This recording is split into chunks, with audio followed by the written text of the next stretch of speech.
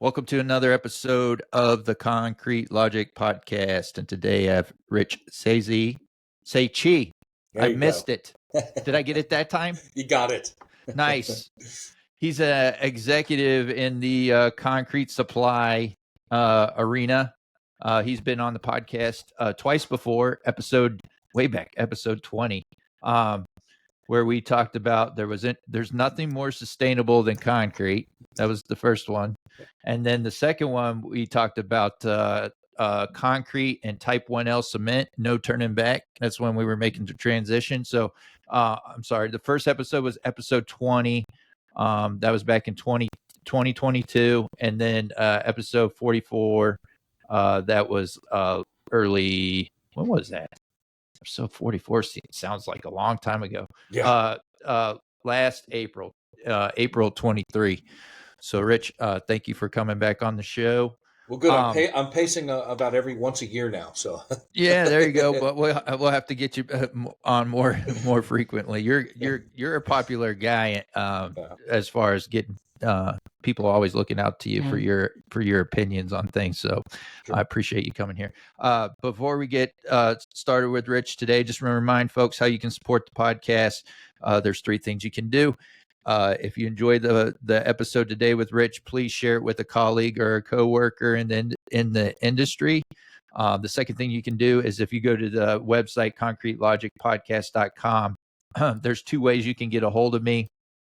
One is you click on there's a contact link on there. If you click on that contact link, it'll shoot me an email message, or you at the bottom right-hand corner of the website, there's a little microphone. If you click on that, you can actually leave me a voicemail. And I'm looking for a couple things from you all. One is topic suggestions, things you want to hear on the podcast.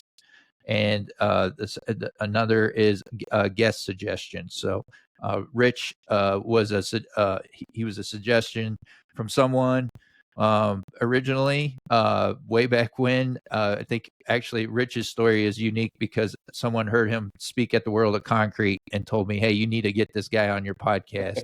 He's a great speaker. And then the last thing is on the same homepage is on the upper right hand corner, there's a donate button. You click on the donate button and you can give any amount, and any amount is truly appreciated. And then if you donate, you'll be listed on the next episode that's released. You'll be listed as a producer of the show. So you're showing that you're contributing to the show, you enjoy the show, all that good stuff. So that is it. That's my little spiel. If I said that right, Dr. Belkowitz will correct me on that. Anyhow, Rich, thank you for coming back on. Rich is for folks that maybe haven't heard you speak before at World of Concrete or ACI conventions or anything. Can you just give a background? You were talking about you're on some committees with ASTM. Sure. Real quick. You bet, Seth. And again, thank you so much. It's always an honor to come speak to you on this podcast. With the amount of people that you reach with this podcast, truly a privilege to be able to ask for my opinion, be able to speak. So again, thank you very much, Seth, to you and the podcast for having me on. In terms of just quick backgrounds and kind of things we might be talking about today, we're talking about ASTM. So I'm currently the C09 chair. 09 is the standard subcommittee that controls concrete and aggregate specifications, testing methods, those kind of things. And just a little tidbit that'll win you a bar bet. The number 1 most used ASTM document in the world is ASTM C94, which is the standard specification for ready-mix concrete. And again, should come as no shock to anybody, concrete being the second most consumed product in the world. The standard that governs it probably should be the most popular, and it truly is. And then the other thing I was just sharing with you was I got a very humbling and great news from ASTM is that they'd like me to consider being put on their international board of directors starting in January, which truly is another honor and privilege to serve in that capacity. So the other members there will probably like it, but probably won't like it. But it's a collection of the nerd Illuminati when it comes to concrete and aggregates, and it's an honor and privilege to be part of it. So, yeah, congratulations. Thanks. So, Rich, wanted to bring you on the show because, again, someone that listens to the shows wanted to hear your opinion on the change for the batch time from 90 minutes to 120 minutes. So if we could talk a little bit about that, and if we have time too, I'd like to, we were talking before we hit record a little bit about the temperature specs as well. If we have time, we'll see how much time we spend on this, monumental change in how we view the time on concrete. So, sure. So a great segue, because I was just talking about ASTM C94 as the governing specification for ready-mix concrete. And in that, going back to the 1930s, there was a phrase in there that talked about concrete and a rejection point at 90 minutes after batching. Once batch time started, you had 90 minutes to discharge the concrete. There was a second part of that sentence that also talked about 300 drum revolutions as well. But we're going to talk about the time right now. So that had existed in that document since the 1930s. And the analogy I always give people about making changes like this, fundamental changes, is if you are a person of faith, and let's say that faith happens to be a Christian faith, I want you to, in the next time you attend service, stand up in the middle of it. Just pick a time right in the middle. Stand up, raise your hand, and say, I don't like the way the book of John is written in the Bible, and I'd like to suggest a change, and see how that goes. I said, that was kind of the equivalent of trying to change 90 minutes in ASTM. Now, the interesting thing about that is people ask, where did that come from? Why is it 90? Why is it not 91? Why is it not 89? Where is 90 minutes from? And so you had to do a little bit of history. And I enjoy that when it comes to technical things, because what we find out is we're kind of shocked and amazed how the technology at one point in time dictates what we do today 70, 80, 90 years later. And what happened was the number one market in the United States in the 1930s for ready-mix concrete was New York City. It was the biggest place where they produced it. And they had the trucks there. They were smaller than they are today. But they didn't have a variable speed drum. They had a one-speed drum. And the speed of the drum was 6 RPMs, period. Didn't go to 7, didn't go to 5, 4. When you turned it on, it went right to 6 RPMs. Was that a hand crank? No. It was just it was a one-speed motor. Yeah. Now, so then what they did is they said, what's the average delivery time from New York where we make it to where we deliver it? And the city wasn't that big. The average delivery time was 50 minutes. You want to know where the that's how we got the drum revolutions, was 6 times 50 was 300.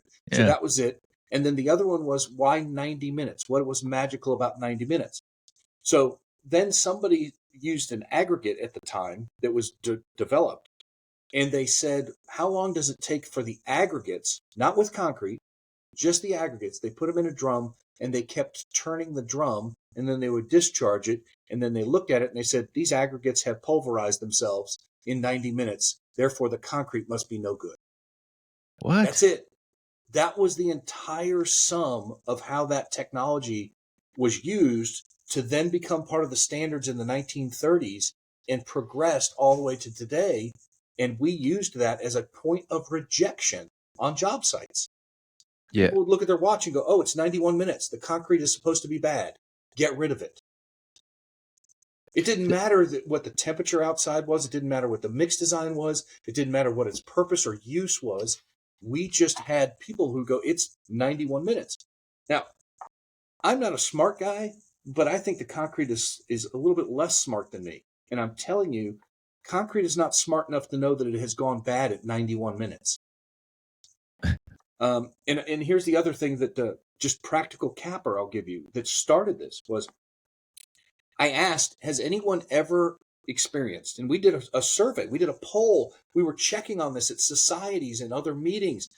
Has anybody aware of an engineer or an owner that has taken something out of service that made its strength and was performing, but was placed past the time limit specified?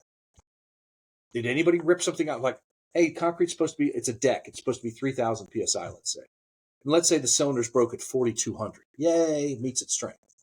And about 7 months later, somebody finds out, hey, I'm looking through the tickets and this was delivered at 105 minutes, but was as a 90-minute spec. Should we tear that deck out? Are we concerned about the safety of people using that in service? And the answer is no. No, I don't think anyone would. No. I don't think anyone would do that, but I guarantee an owner or a general contractor would threaten your payment. Yes. You put old concrete in there. I don't care how well it's performing. That's out of spec. I'm going to hold money on you. So interestingly, what we had to do was we had to bifurcate those two issues, even though they were in the same sentence. Then there was 300 drum revolutions, and so that got fixed. And then we got to the 90 minutes. Now, the interesting part about it is we had to go to the science of it. They're like, okay, let's understand what's actually happening. And somebody brings up things like, well, they didn't have retarders then. You know, the retarders and admixtures in the 30s were actual fluids from a livestock. Yeah, were commonly used. Now we have tremendous chemistry. We have polymers. We have polycarboxylates. We have all of these things that can change the properties of concrete. But the 90-minute limitation didn't recognize any of that. And then the other thing too was we asked scientific community, the nerd elite. We said, can you actually develop a data set big enough to justify 90 minutes should exist? How many tests would you have to run under how many different conditions would you have to go, yes, it should be 90 minutes? Well, why not 88? Why not 95? So this is almost unexplainable from a data standpoint. Now, you can give me an anecdotal example you have. For every anecdotal example, you're like, oh, that concrete was no good at 100 minutes. Okay, I'll accept your anecdotal example. If you'll accept mine that, hey, I had concrete that I placed at 200 minutes and it was just fine. Mm. And so we actually did some tests about, we did these tests and my guys hated me. Oh God, Seth, they hated me. We took a ready mix truck and we batched 10 yards and then we discharged it at 45 minutes, at 50, at 60, at 70, 80, 90, 100, 110, 120. And we kept going and we measured slump and we measured all of the properties. And then we took cylinders. The problem was these guys that were making cylinders so fast because they every 10 minutes we were making another cylinder set. And when I say cylinder set, I wasn't talking 3. We made 20. Ugh. Because somebody would go, well, 3's not enough. Well, we had enough data. So we produced this data set.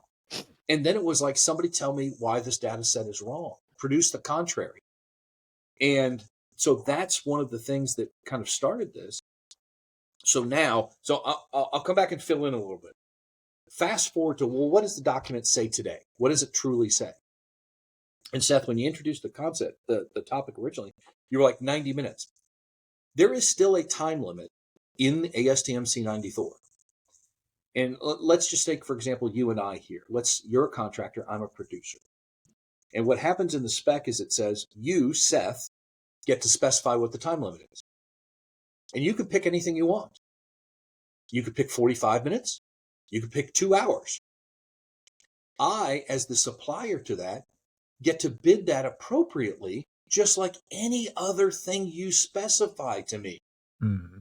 It's no different than you, Seth, if you said to me, hey, Rich, I want you to put in 2 pounds of ground up unicorn for every yard of concrete. Okay, Seth, my answer is going to be sure. Let me quote that for you. And that quote may or may not be acceptable for you. If you say, hey, Rich, I'm going to hold you to a 45-minute 45-minute time limit to discharge. Okay, Seth, let me quote that for you. And you may or may not accept that quote. Now, the other part of that, the specification is, Seth, you may say to me and say, Rich, I don't know what time limit to specify on that. And I could say, you know what, Seth? Okay, I understand that. I will specify that. It's a closed loop spec. If you don't pick it, I get to pick it. And that is so that, hey, when it shows up on the job site, I'll give you an example. This may happen I show up on a job site and a contractor's not ready, or they decide we're going to discharge that concrete 10 yards via 1 quart buckets. Right? And all of a sudden that truck is out there for 4 hours. Gee, never heard of that before. 4 hours it's out there, and all of a sudden at the end of that truck, they're like, man, this concrete's no good. But you didn't have a time limit. So the time limit also protects both the owner, the producer, and the contractor by this closed loop system. But it allows for a purchaser. And this is the interesting distinction that always has to get made with specifications and standards.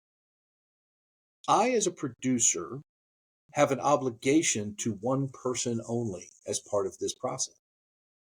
It is the purchaser, which is what that document exists for. A lot of people think, hey, you've got to answer to the engineer, you've got to answer to the owner, you've got to answer to the specifier. Truth of the matter is that completely incorrect. I have one responsibility only. It's to the person who purchases concrete from me. And you as a contractor know that. And if you're buying concrete, you don't want to hear from anybody else. You want to hear from who you're paying, who you're contracting to, which is me. So that's always the other interesting part about this, is that the responsibility exists between the two people that are engaged in that contract. And that is me as a producer, and two, that is you as the purchaser, which is clearly stated in that document. And so that's the other part about why that specification needed to be changed. It gets to the root or the core of the relationship. I can quote you based on the specification you give me. And I will tell you, you and I have both been on projects for far too long, where somebody had literally their watch out and they were looking at the concrete going, 91 minutes, get these trucks out of here. Meanwhile, you're like, I'm at 250 yards. I've got a 350-yard pour. You're going to reject these next 4 trucks. Meanwhile, I'm going to have a cold joint.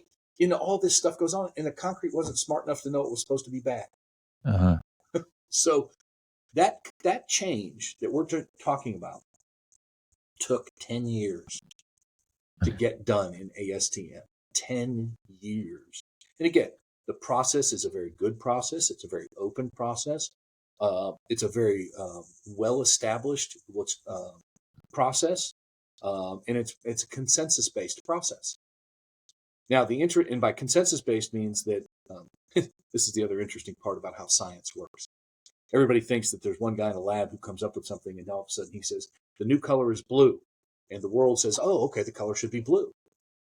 Well, the way science really works is somebody develops something in a lab and they bring it to a technical association, a society, a governing body like ASTM. And they say, here's my data. And the people in the room, 100 of them, let's say, if 51 of them say, we think the color should be blue, guess what? That's the new scientific color is blue. And a year later, if somebody comes up and says, we have new results with new technology that says the color should be red, comes back to that same group, and 51 of the people say, the new technology says the color should be red. Guess what? Science works again, and the color's red. So in the 1930s, when somebody said we should establish these time limits based on how aggregates degrade coming out of the back of a drum, everybody said, congratulations, science. And that's why we're going to set the limit. Science changes, and that's how it does. And that's exactly how we got to it. And it took us about 10 years to get that change made. And then to your point, how long does it take till it's adopted? That's the other big thing. Uh-huh. Just because the document changed yesterday or was published that way, there are hundreds of thousands, tens of thousands of specifications that still have it at 90 minutes. And that's okay too.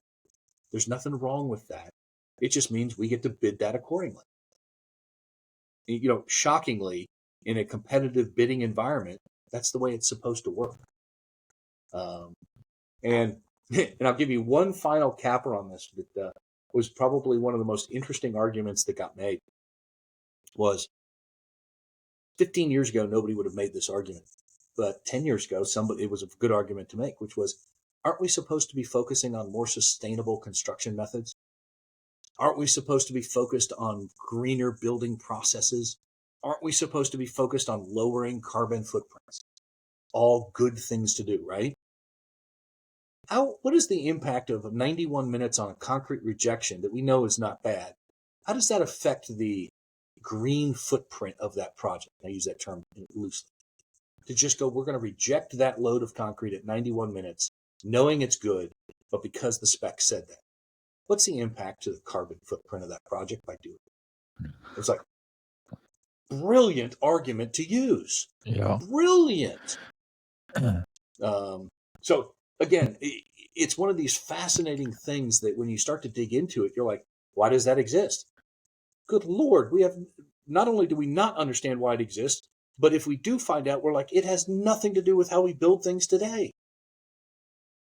And one of the more interesting part was the people who opposed this, who said, we have to have this. We have to have a time limit. 90 minutes has to exist. Okay, pick 90 minutes. You can still do it if you want. Seth, if you're a contractor who's been doing this 30 years, and you say to me, son, I've done this for 35 years, and I've done more than read a few books, and I know that 90 minutes is supposed to be there. Okay, then yes, you old man Seth, I'm going to get off your lawn, and you can pick 90 minutes. Mm-hmm. Right? There's nothing that prevents you from doing that. And I get to quote it accordingly. Right. So does the ASTM C94, the newest edition, does it say 120 minutes, or is it open? It's open ended. Like it is open ended. Okay. You could pick 400 minutes if you would like, and I could bid that accordingly. I could tell you, Seth, I can't do that, or I can do that, but here's how I'm going to have to quote it. Okay. Yeah, there's no minimum. There's no maximum. Okay. Yeah. For some reason, I thought I saw someone post on LinkedIn that it was 120 minutes now. And I think I might've been guilty of sending it out to everybody who said, hey, look at this. So it's up to, so is there any, like, I guess in your we'll call it experiment where you had your guys do the every 10 minutes batching. What did you find? What was your discovery? So if somebody asked me now at that mix design, under the conditions we tested it, so this would have been out of North Texas. This would have been, and what we tried to pick was a mild temperature month. For mild for us is anywhere between 75 and about 85 degrees ambient temperature. We did this at 10 in the morning. So under those conditions with that mix design and those materials, what we found out was, the material does begin to perform less than designed at a certain time period. For us, that was approaching 300 plus minutes. Oh, wow. Now, but here's the other thing. Most people forget. They're like, well, I would never let concrete be out there for 300 minutes. As a producer, neither would I, but it's not for the reason you think. I have a commercially vested interest in getting concrete to you as quickly as possible, discharging it as quickly as possible, and getting that asset off your job as quickly as possible. Mm-hmm. I have a commercial interest in that. Yep. Just because I can do it for past a certain time period doesn't mean I have a disincentive financially to keep it there longer unless I've quoted you appropriately. Now, again, if you tell me, hey, Rich, I've got this job. We're going to be wheelbarrowing the concrete. Okay, understand. Maybe there's a condition that says that. And we have one wheelbarrow and we have two people, and they have to take the wheelbarrow 100 yards to discharge it out of the back of the truck. Okay, Seth, I'm going to tell you that truck may need to be there for about 4 hours. So let's do what we need to do with our technology and our admixtures and the mix design to make that happen for you. Excuse me. I would quote that accordingly. Yeah. Right? To account for that time.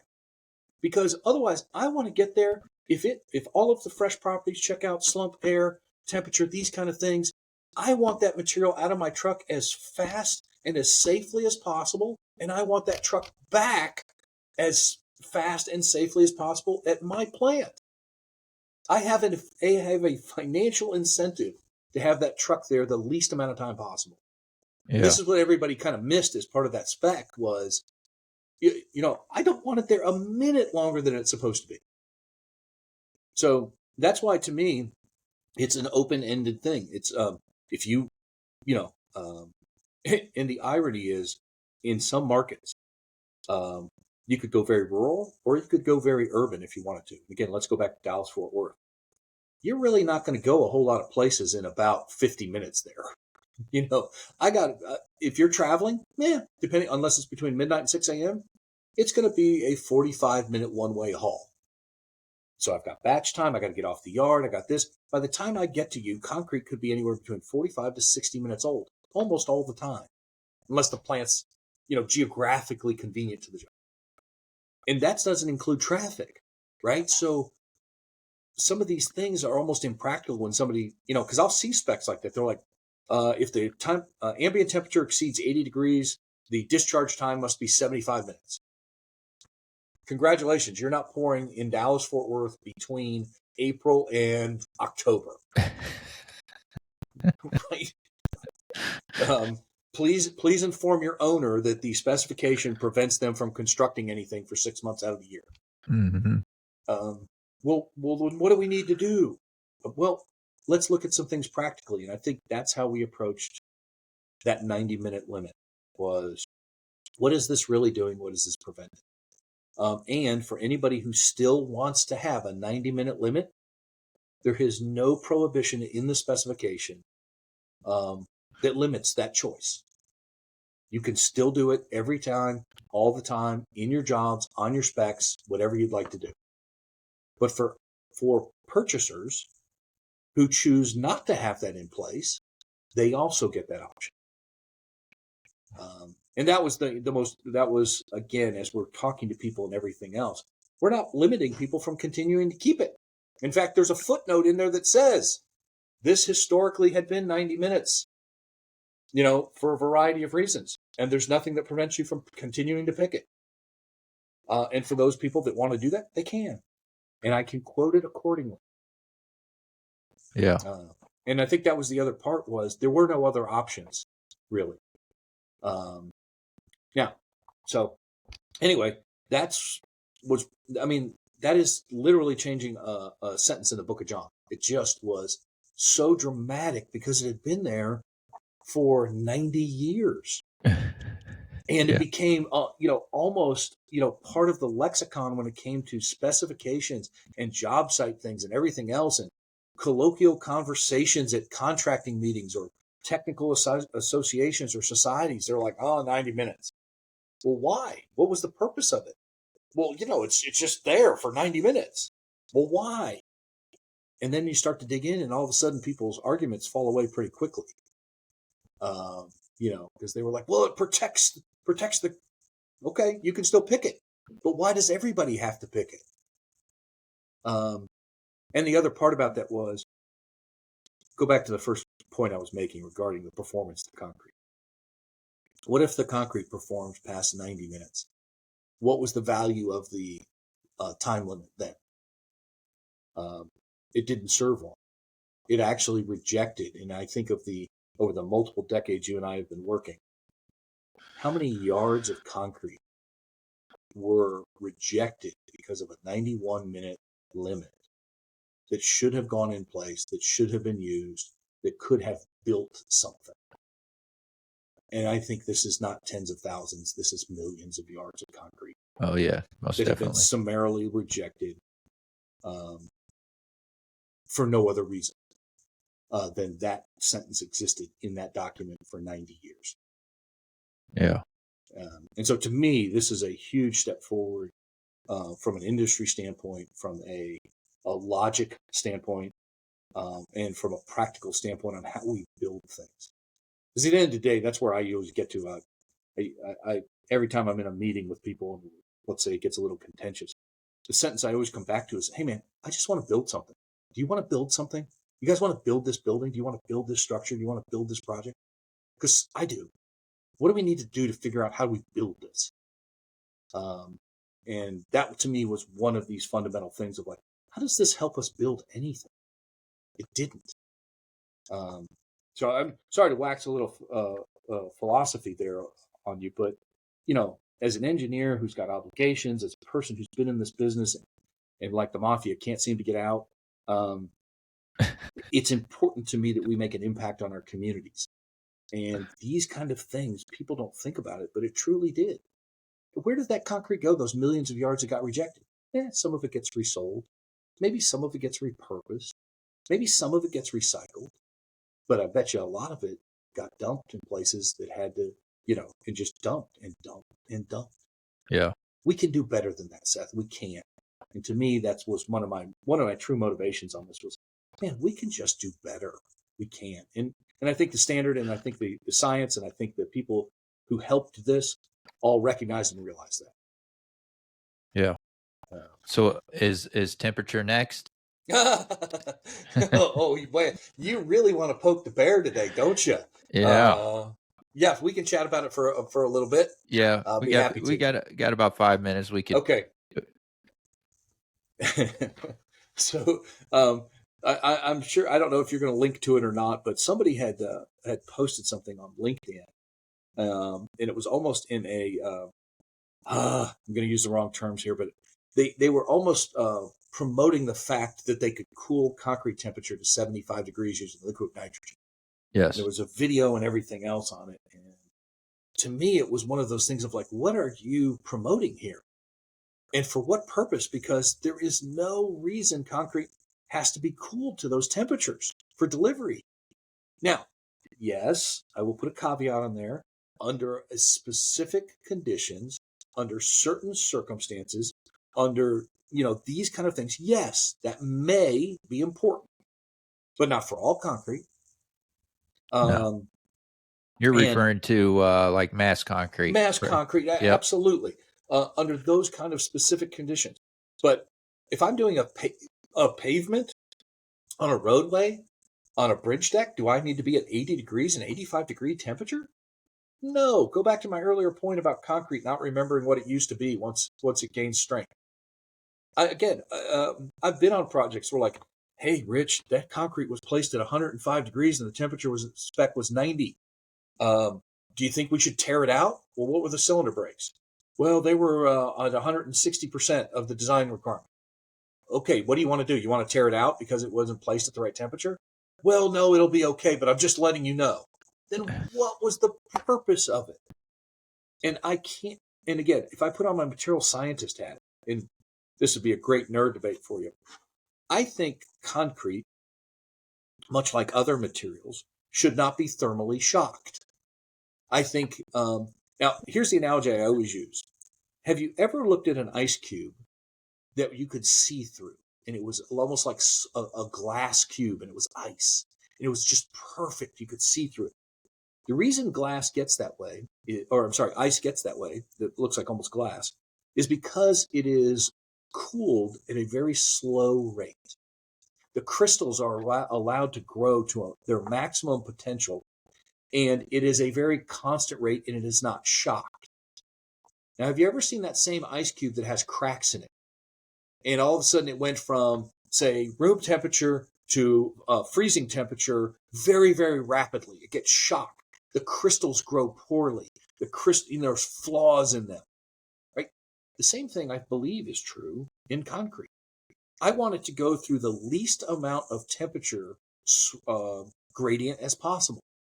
In fact, I think concrete delivered at 100 degrees that reaches a temperature of, say, 140 is a good thing versus delivering concrete at 80 degrees and it's still going to get to 140 because of its mixed design and all these other things. So now it's moved through a temperature gradient double that of the other in the same time period. From a material science standpoint, that's worse. But yet we cling to this thing that temperature is a control. Because, well, if you don't control the temperature, guess what's going to happen, Seth? The concrete is going to lose its slump. It's going to lose slump life because the temperature is too high. And if you lose slump, you're going to have to add water. If you add water, you're going to get to low strength. If I do that math right, that's 3 different assumptions. Yeah. So, and it says, so you want me to quote you liquid nitrogen based on 3 different assumptions that completely ignore the concept of mix optimization, admixture chemistry, and our ability, and what are the ambient conditions during that? Mm-hmm. I've had people say I have to have an 80 degree temperature spec in November when the ambient temperature is 55 degrees. So you want me to warm the concrete up? it's just this ludicrous nature of it, and somebody posted and was promoting that. And again, if you drive people to that where it was, I'll highlight one particular example here in a couple minutes we have left. Was the only time I see that is either A, because somebody has an outdated or antiquated spec, or two, the owner of the project is dealing with public funds where costs aren't an issue. Because if I was building that myself with my own money, I sure as hell wouldn't be spending that kind of money on that thing. Uh-huh. But if you're dealing with public funds that are, largely unlimited, sure, let's use liquid nitrogen. Sure, let's use brand new hammers. Sure, let's replace concrete truck drums every third truck. All ridiculous things to think about and consider.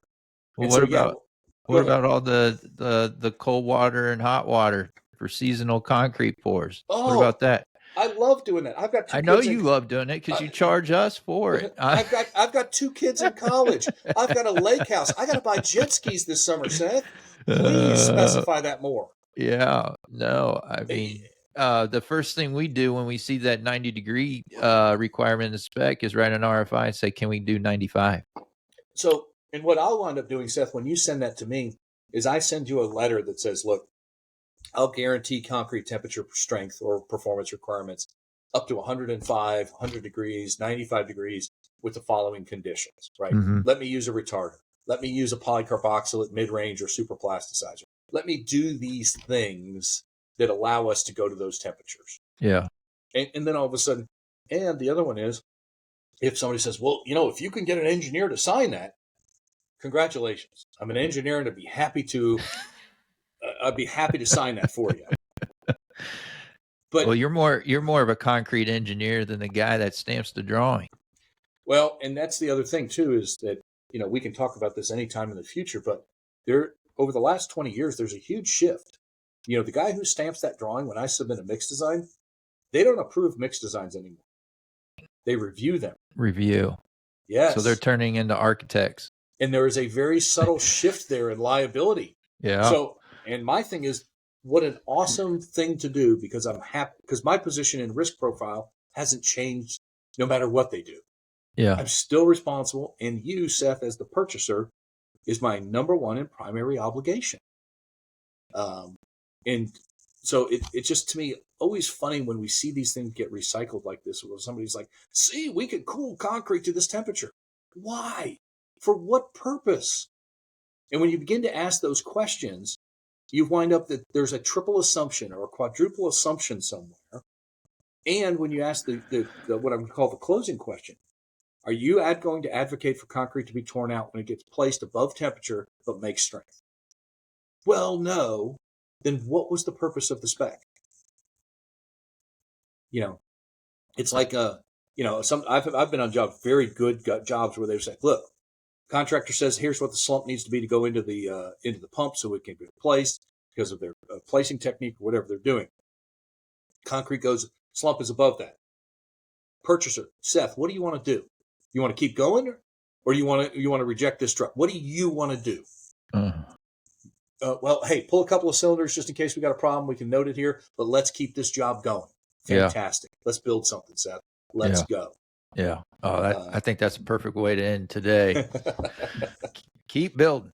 You betcha. All right, Rich. I love our conversations. We got to do it more frequently. I know you're in the middle of switching jobs. So when you get your feet underneath you, we'll get you back on, because I think we're nice teaser, Seth. Nice teaser. Yeah.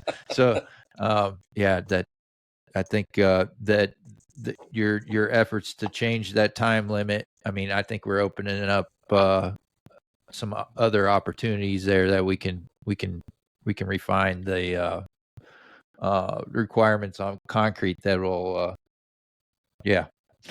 it'll help us out, all of us out. Rich, thank you for coming back on the show. And folks, let's keep it concrete.